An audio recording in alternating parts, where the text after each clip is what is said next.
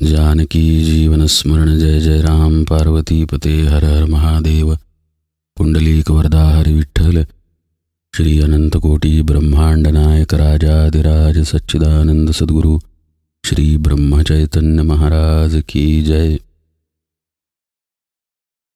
हरिपाठ सेवेमध्ये आज 6व्या अभंगाला सुरुवात होतीये।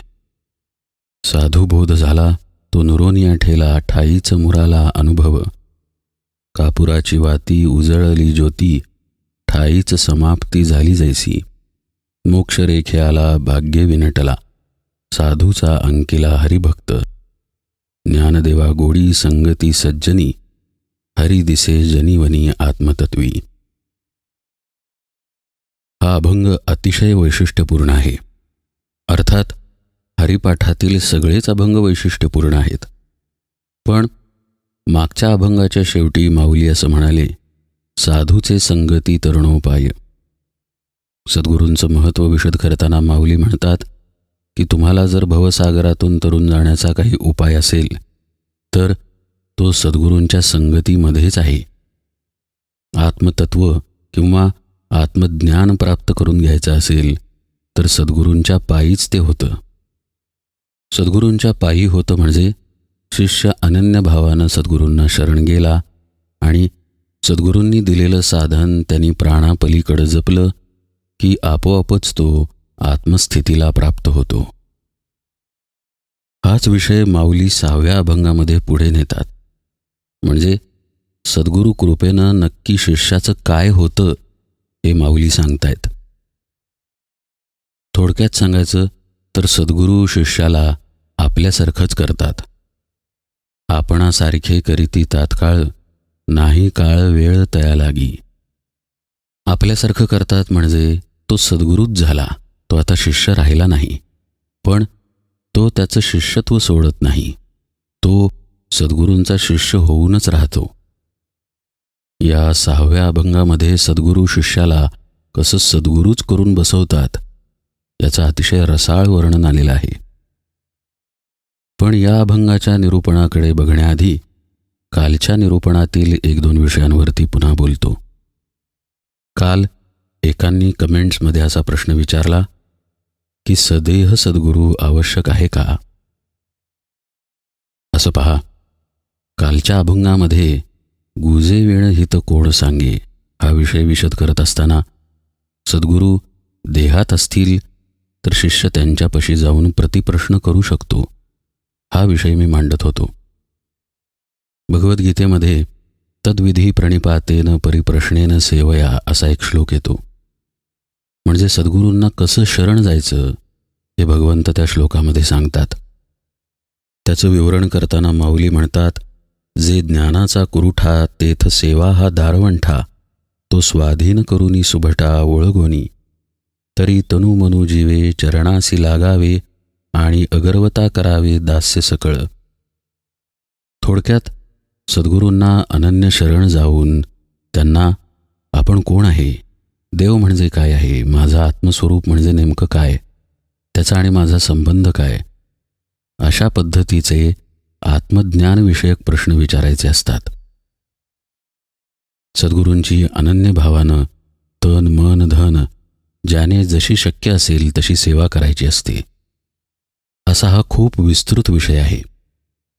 अभंगाच्या विषयाच्या ओघामध्ये त्याला आपण फक्त स्पर्श केला आणि पुढे गेलो। त्या ओघात मी असं बोललो की सद्गुरू सदेह असावेत असंच माऊली सांगतायत। तर ते सदेह आवश्यक आहेत का या प्रश्नाच्या उत्तराकडे बघताना आपण सद्गुरू म्हणजे नेमकं काय याचं थोडक्यात उत्तर बघूया। असं आहे की सद्गुरू याविषयी बोलायला कुणीही असमर्थच आहे। अहो माऊली, समर्थ रामदास यांची वाचा जिथे थकते सद्गुरूंबद्दल बोलायला, तिथे आपण काय बोलणार? पण आता प्रश्न विचारलाच आहे तर त्या विषयाकडे थोडंसं पाहूया। सद्गुरू हे मूलतः तत्व आहे, ती एखादी व्यक्ती नाहीच आहे।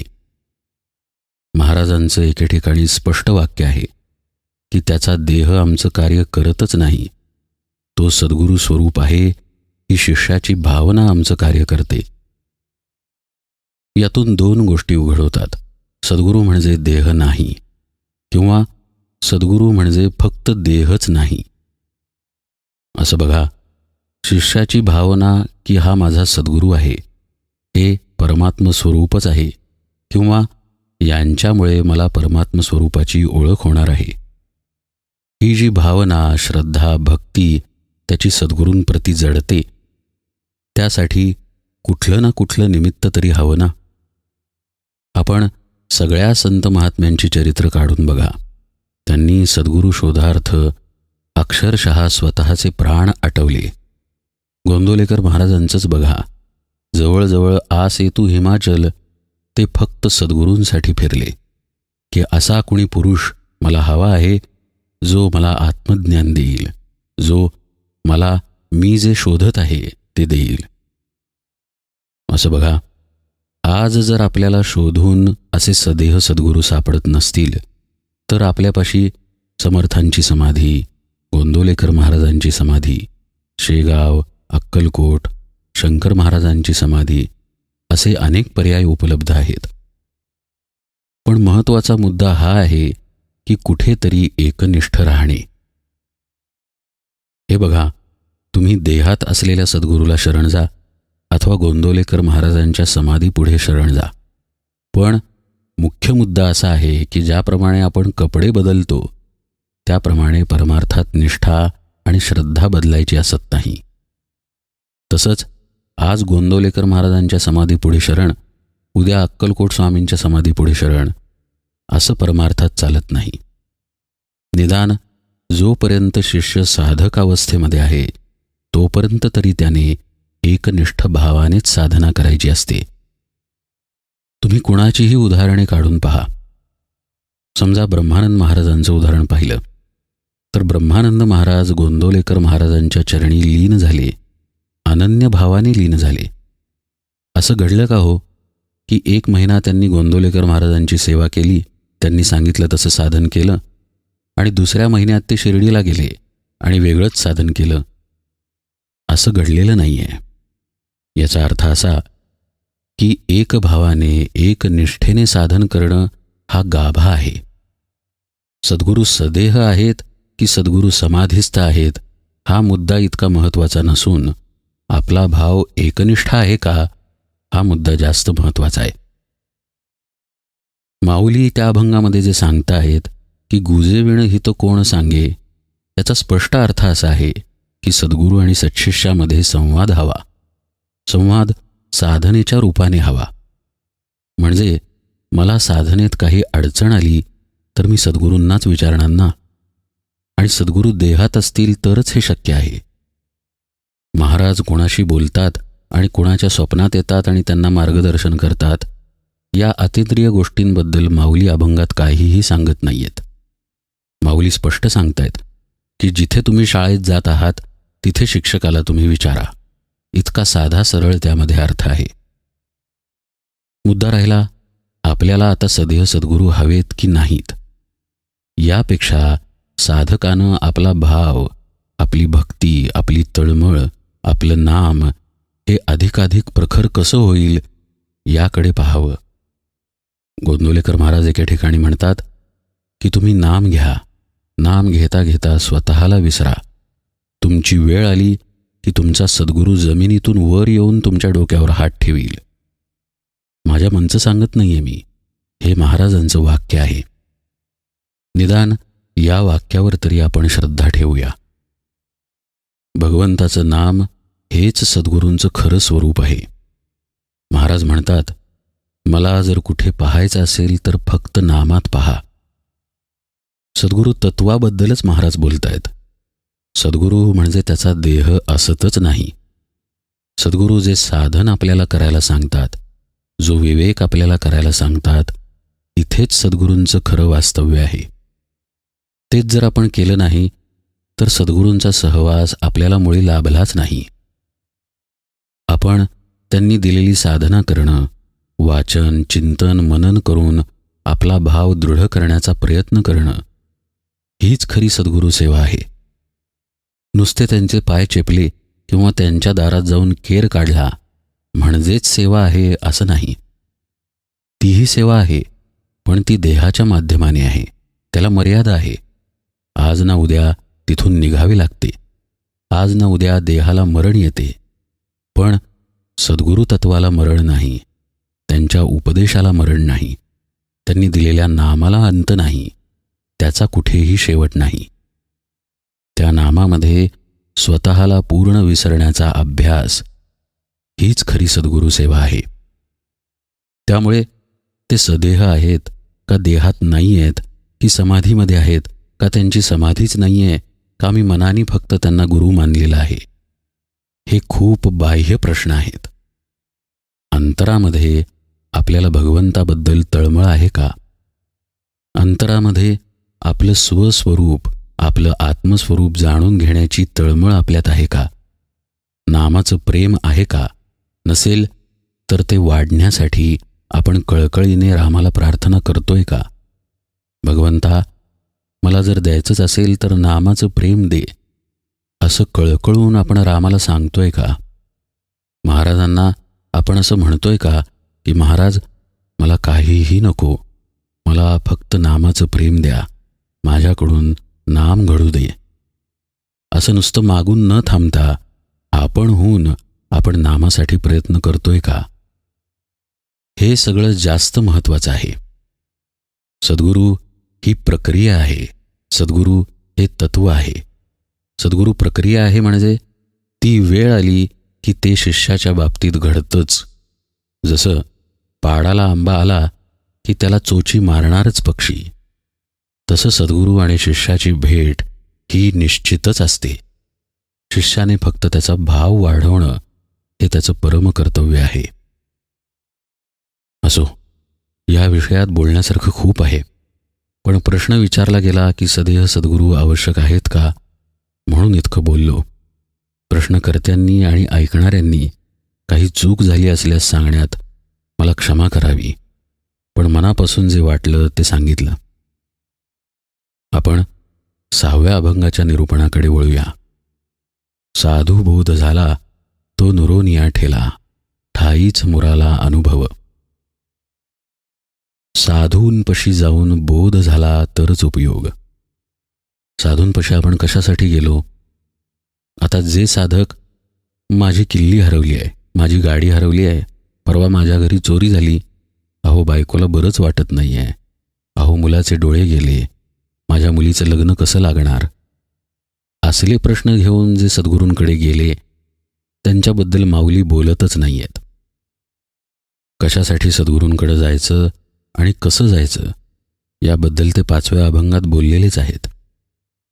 साहजिकच आहे की जो आत्मज्ञानाच्या तळमळीने सद्गुरूंकडे गेलाय त्याला सद्गुरू काय देतात याचं वर्णन या 6व्या अभंगात आलेलं आहे.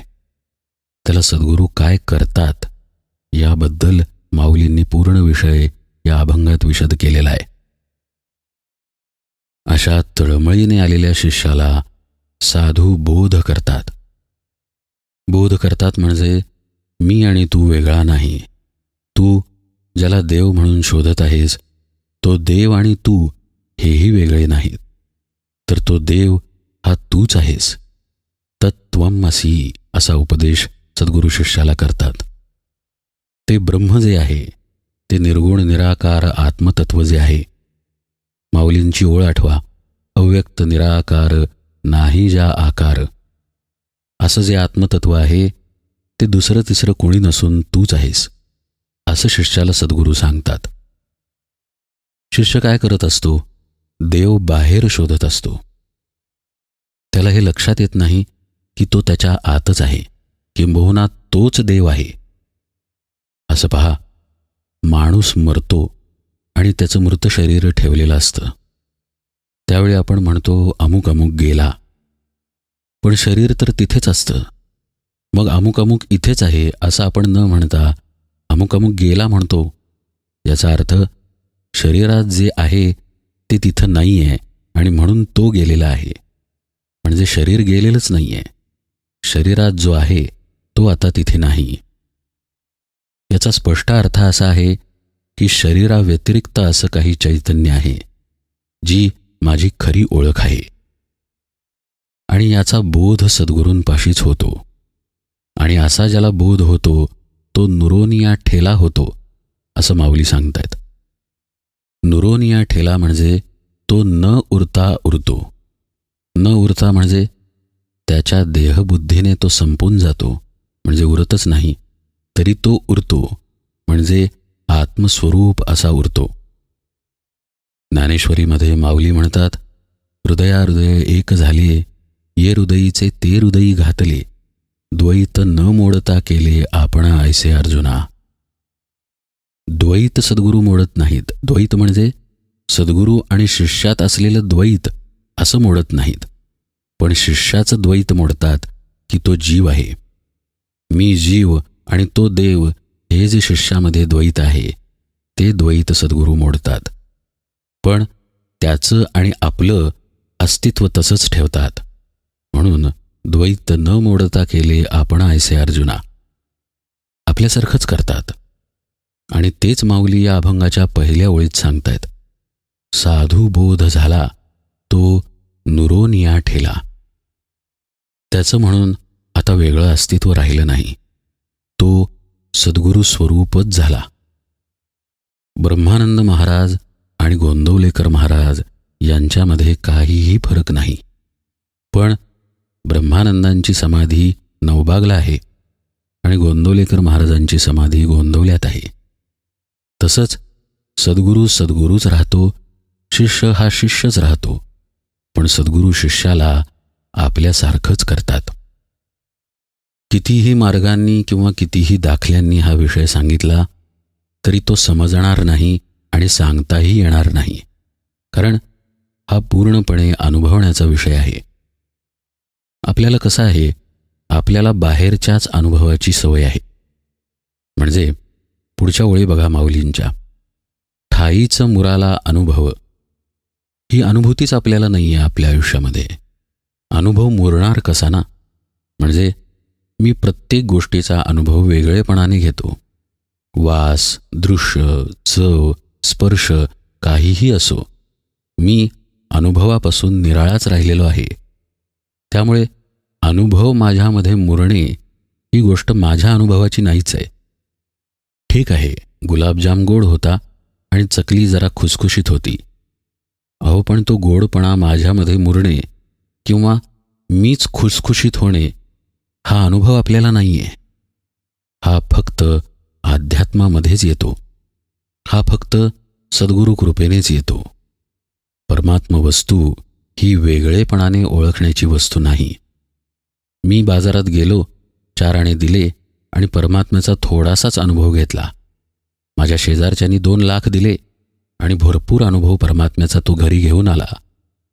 असं कधीही घडत नाही. परमात्म्याचा अनुभव हा परमात्म्याजवळच आहे. थोडासा आणखी हा विषय बघूया.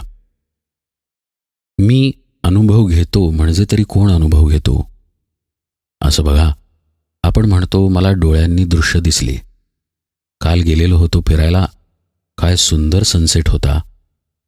सनसेट डोळ्यांना दिसला म्हणतो. किंवा काल मी गुलाबजाम खाल्ला, चव जिभेला लागली म्हणतो. आता असं करू की ही जीभ कापून टेबलवरती ठेवू किंवा डोळा कापून टेबलवरती ठेवू. मी तो कापून टेबलवर ठेवला तर त्याला दृश्य दिसते का? नाही. जिभेला चव कळते का? नाही. म्हणजे कापून ठेवलेल्या इंद्रियाला कुठलीही चव येत नाही. याचा अर्थ चव घेणारा कुणीतरी आपल्या आत आहे, जो इंद्रियांपासून वेगळा आहे. इंद्रियांमध्येच असता तर इंद्रियाला वेगळेपणाने चव आली असती. इंद्रियांमध्ये तो नाही, पण त्याच्या अधिष्ठानावर इंद्रिय मात्र कार्य करते. म्हणजे तो असेल तर जीभ चव घेते. मगाशी मी म्हटले की जीभ कापून टेबलवर ठेवली तर तिला चव कळणार नाही, पण जी व्यक्ती मृत आहे तिची जीभ तिच्या तोंडातच आहे, तिला तरी चव कुठे कळते? म्हणजे तुम्ही इंद्रिय बाजूला केले काय, किंवा ज्या देहामध्ये ते इंद्रिय आहे त्या देहातील तो गेला काय? दोन्हीही परिस्थितीत चव कळत नाही. याचा स्पष्ट अर्थ असा की चव ज्याच्यामुळे कळते, अनुभव ज्याच्यामुळे येतो, तो आपल्या आत कुठेतरी आहे. आणि जोपर्यंत आपण जिवंत आहोत ही जाणीव आपल्याला आहे, तोपर्यंत आपल्या आतला तो आपल्याला शोधला पाहिजे. आणि नेमकं हेच सद्गुरू शिकवतात. आपल्या आत तो आहे म्हणून ही अनुभूती आहे, कुठलीही अनुभूती असो. उपनिषद असं सांगतं की ज्यावेळी एखाद्या दृश्यातून किंवा एखाद्या अनुभवातून आपल्याला सुख होतं, ते वस्तुतः आत्म्याचंच सुख असतं. पण आपण आत्म्याच्या ठिकाणी स्थिर नसल्यामुळं आपल्याला असं वाटतं की इंद्रियाने सुख घेतलं. सुख संपलं की आपली अस्वस्थता पुन्हा येते. पुन्हा आपण सुखाच्या मागे धावतो आणि पुन्हा ते सुख मिळूनही संपतंच. ही जी धावाधाव शिष्याची आहे, ही धावाधाव सद्गुरू शांत करतात. त्याला सुख आणि सुख घेणारा हे दोन्ही तुझ्या आतच आहे. किंबहुना जो सुख घेणारा आहे तोच सुखरूप आहे आणि तो अखंड सुखरूप आहे. हे फक्त आणि फक्त सद्गुरूंकडे गेल्यावरच शिष्याला कळतं. सद्गुरू शिष्याला ठाईच मुराला अनुभव या अवस्थेमध्ये नेतात. ठाईच मुराला अनुभव ही प्रक्रिया नव्हे, ही अवस्था आहे. ठाय कुठला आहे? परमात्म स्वरूप हाच तो ठाय आहे. ठाईच मुराला अनुभव म्हणजे जणू नदीनं उगम घ्यावा आणि जिथे उगम घेतलेला आहे तिथेच ती स्थिर व्हावी, असं काहीसं शिष्याचं होतं. बघा, आपण मगाशी पाहिलं की आत परमात्म स्वरूप आहे म्हणून मला अनुभव आहे. म्हणजे अनुभवाचं मुख्य कारण आत्मा हेच आहे. माझं इंद्रिय नाही आहे. इंद्रिय जड आहे, आत्मा चैतन्य रूप आहे. म्हणजे माझा आत्मा हे अनुभवाचं उगमस्थान झालं. ठाईच मुराला म्हणजे जिथून उगम पावला अनुभव, तिथेच अनुभव स्थिर झाला किंवा तिथेच अनुभव मुरला. कसं आहे, नदी उगम पावते आणि वाहत जाऊन सागर रूप होऊन जाते. पण नदीला उगमापाशीच समजा मी अडवलं तर तिथेच सागर नाही का? म्हणजेच माझा अनुभव जर अनुभवामध्येच मुरला, माझी जाणीव जिथून जाणीव येत आहे तिथेच मुरली, तर मी संपूर्ण जाणीव स्वरूप झालो. म्हणजेच मी आत्मस्वरूपच झालो. आणि हेच सद्गुरू शिष्याला करतात. ठाईच मुराला अनुभव असा होतो शिष्य. म्हणजे अनुभवी जो आहे, अनुभवी म्हणजे ज्याच्यामुळे अनुभव येतो असा तो. हा अनुभवी जो आहे तोच अनुभव रूप होतो. म्हणजे आता अनुभव राहिला तो फक्त आत्म्याचा राहिला. साधू बोध झाला म्हणून असं झालं. आपण व्यवहारात शब्द वापरतो बघा, त्याला आत्ता कळलं. आत्ता कळलं म्हणजे आपण सांगत होतोच की, पण आत्ता ते त्याला कळलं. आत्ता मला बोध झाला बघा, तुम्ही काय म्हणताय, असं आपण बोलीभाषेत बोलतो. तसं सद्गुरू सांगतात की आत्मतत्वच तू आहेस. ते परमात्मतत्व दुसरं तिसरं कोणी नसून तुझंच स्वरूप आहे, तूच ते आहेस. पण हे सांगून मुरतं कुठे? त्याचा बोध होतो कुठे? त्याचा बोध साधनेने होतो. आणि साधन घडलं, साधन मुरलं की तो शिष्य बोधस्वरूप होतो. साधू बोध झाला ही पण एक अवस्थाच आहे. आता तो झाला म्हणजे शिष्य त्या बोधावरती आरूढ झाला. तो नुरोनिया ठेला. तो त्याच्या देहभावाने तिथे उरलाच नाही. ठाईच मुराला अनुभव. अनुभवाच्या ठिकाणी अनुभवाचंच मुरणं घडलं. मग तो जिथे आहे तिथेच संपूर्ण झाला. मी पुन्हा क्षमा मागतो, कारण प्रत्येक गोष्टीला प्रमाण म्हणून मला उपनिषद किंवा गीता इत्यादी तुम्हाला सांगता येणार नाही. तितका माझा गहन अभ्यास नाही. पण हे जे सांगतोय हे सद्गुरूंचं ज्ञान आहे आणि हे सत्यच आहे. सद्गुरू शिष्याला पूर्ण करतात. ज्यामुळे अनुभव शिष्याला येत असतो त्या आत्मस्वरूपाशी त्याचं एकरूपत्व घडवतात. आणि हेच माऊली सांगताय तिथे, साधुबोध झाला तो नुरोनिया ठेला. ठाईच मुराला अनुभव. पुढची ओळ आहे, कापुराची वाती उजळली ज्योती, ठाईच समाप्ती झाली जैसी. माऊली हे योग्यांचे योगी आहेत. त्यामुळे एखादा जर साधक असता, किंवा आपण असं म्हणू उत्तम साधक असता, किंवा फक्त ग्रंथवाचन करून विद्वान झालेला व्यक्ती असता, तर तोही सांगू शकला असता की सद्गुरू शिष्याला सद्गुरूच करतात. पण माऊली तसे नाहीत. माऊली हे योग्यांचे योगी आहेत. माऊली पुढे ही प्रक्रिया कशी घडते हेही सांगतात. ती प्रक्रिया आपण थोडक्यात समजून घेऊ. समजा आज वेळ उरला नाही तर उर्वरित भाग उद्या पाहू. कापुराची वाती उजळली ज्योती, ठाईच समाप्ती झाली जैसी. यातील पुढच्या ओळीला आधी पाहू. ठाईच समाप्ती झाली म्हणजे जिथे उगम पावली तिथेच ती समाप्त झाली. हा मागच्याच ओळीतला विषय आहे. ठाईच मुराला अनुभव.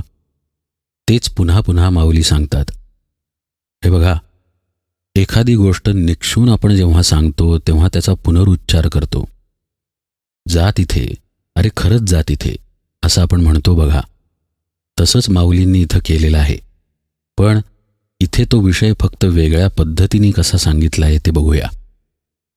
कापुराची वाती उजळली ज्योती. कापुराला वात असते का हो? तर नसते. मग माऊली कापुराची वाती असं का म्हणतायत? याचा अर्थ कापूर या शब्दातून माऊलींना वेगळं काहीतरी सुचवायचं आहे. वात या शब्दातूनही वेगळं काहीतरी सुचवायचं आहे. ते काय सुचवायचं आहे ते आपण पाहू. कापूर या शब्दाची आपण फोड करूया. कापूर शब्दामध्ये पूर असा एक शब्द आहे आणि क असं एक अक्षर आहे. पूर हा शब्द आपल्या परिचयाचा आहे. आपल्याकडे गावांच्या पुढे पूर लावायची पद्धत आहे. नागपूर, सोलापूर, चंद्रपूर किंवा उदयपूर इत्यादी. म्हणजे पूर या ठिकाणी गाव या अर्थानं वापरलेला आहे. पूर म्हणजे गाव. गाव हा शब्द आध्यात्मिक वाङ्मयामध्ये देहाला उद्देशून वापरला जातो. संतांचे काही कूट अभंग आहेत ज्यामध्ये देहाला पूर अशी संज्ञा आहे. काही ठिकाणी संत देहाला भांड असं संबोधतात. काही ठिकाणी संत देहाला माती असं संबोधतात. त्यांचा म्हणण्याचा हेतू हाच आहे की पंचमहाभूत, मन, इंद्रिय इत्यादींनी मिळून आपला हा देह बनतो आणि हा नश्वर आहे, शाश्वत नाही आहे. हे तत्त्व रूपकात्मक मांडण्यासाठी देहाला वेगवेगळ्या उपमा संतांनी दिलेल्या आहेत. त्यापैकीच एक उपमा पूर अशी आहे. म्हणजे देह इथं माऊली म्हणतायत, पूर असं म्हणतायत तेव्हा. पण त्याच्या अलीकडे क असा शब्द आहे. क याचा एकाक्षरी कोशामध्ये अर्थ चार असा होतो. म्हणजे माऊली सांगतायत चार देह. चार देह कुठले? स्थूल, सूक्ष्म, कारण आणि महाकारण. या चार देहांना माऊली कापूर अशी संज्ञा देत आहेत. म्हणजे कापुराची वाती उजळली ज्योती असं ज्यावेळी माऊली म्हणतात तेव्हा ते सांगतात की चारही देहांमध्ये एक कायम असलेलं असं एक तत्त्व आहे जे अखंड आहे. त्याला ते वात अशी संज्ञा वापरतात. वात म्हणजे सूत्र. हे जीवनाचं सूत्र आहे. ही अशी एक दोर आहे ज्या दोरीने हे चारही देह एकमेकात बांधलेले आहेत. आपण आपल्या डोळ्यांपुढे लाकडाची मोळी आणूया. बारीक बारीक काठ्या गोळा करून त्या दोरीने बांधलेल्या असतात आणि ती मोळी एकत्र असते. तसंच आपला स्थूल देह, सूक्ष्म देह, कारण देह आणि महाकारण देह या दोरीने बांधलेला आहे.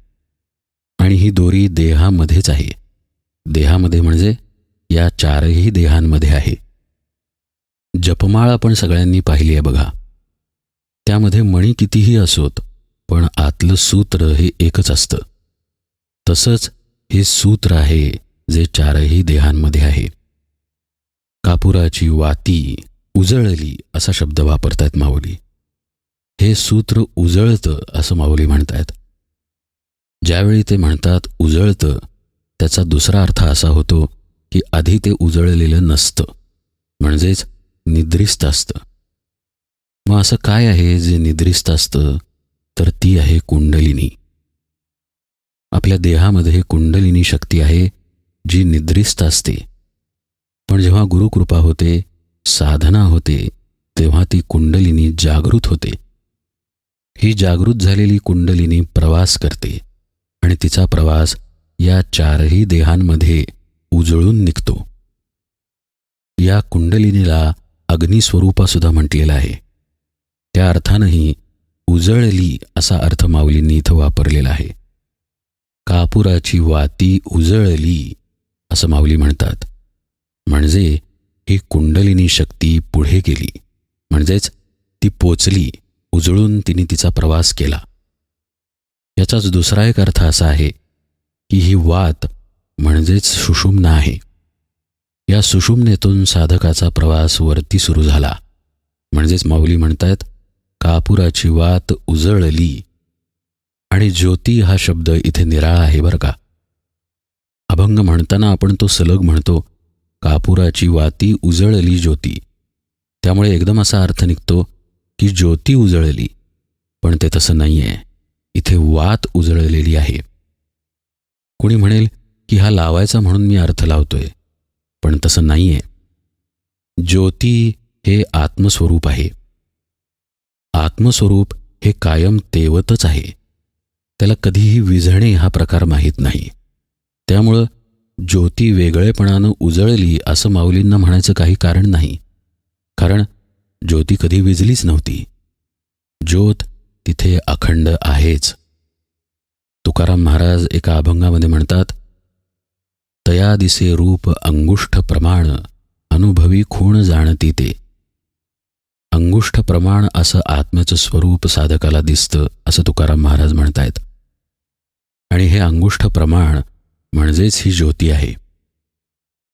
उपनिषदांमध्ये याचं वर्णन आहे, अंगुष्ठमात्र पुरुषः ज्योतिः इव अधोमुखः. म्हणजे अशी एक ज्योत जिच्यातून धूर बाहेर येत नाही आणि ती अंगुष्ठ मात्र आहे असं उपनिषद सांगतं. इथे पुरुष हा शब्द आत्म्याला उद्देशून आहे. त्यामुळं हे आत्म्याचं वर्णन आहे, आत्मज्योतीचं वर्णन आहे. हेच तुकाराम महाराज मगाशी म्हणाले, तया दिसे रूप अंगुष्ठ प्रमाण, अनुभवी खूण जाणती ते. थोडीशी मी क्षमा मागतो, कारण माझा आवाज अजून पूर्णपणे बरा झालेला नाही आहे. त्यामुळे सलग बोलायला लागलं की थोडा ताण येतो आणि आवाज बदलतो. पण आपण विषयाकडे पुढे बघूया. ही अंगुष्ठ मात्र ज्योत म्हणजे आपलं आत्मस्वरूप आहे. आणि या आत्मस्वरूपापर्यंत साधक सुषुम्नेच्या मार्गानं जातो, किंवा तळपलेली कुंडलिनी सुषुम्नेतून वर जाते आणि आत्मस्वरूपाचं दर्शन साधकाला होतं. एवढा सगळा अर्थ कापुराची वाती उजळली ज्योती या शब्दांमध्ये माऊली सांगतायत. आणि अर्थातच आपण पूर्वीही हा विषय बघितलेला आहे की भगवंताचा अनुभव भगवंतच होणे हा आहे. त्यामुळे साधक आत्मस्वरूपाच्या दर्शनानंतर आत्मस्वरूपच होऊन जातो, आत्मस्थच होतो.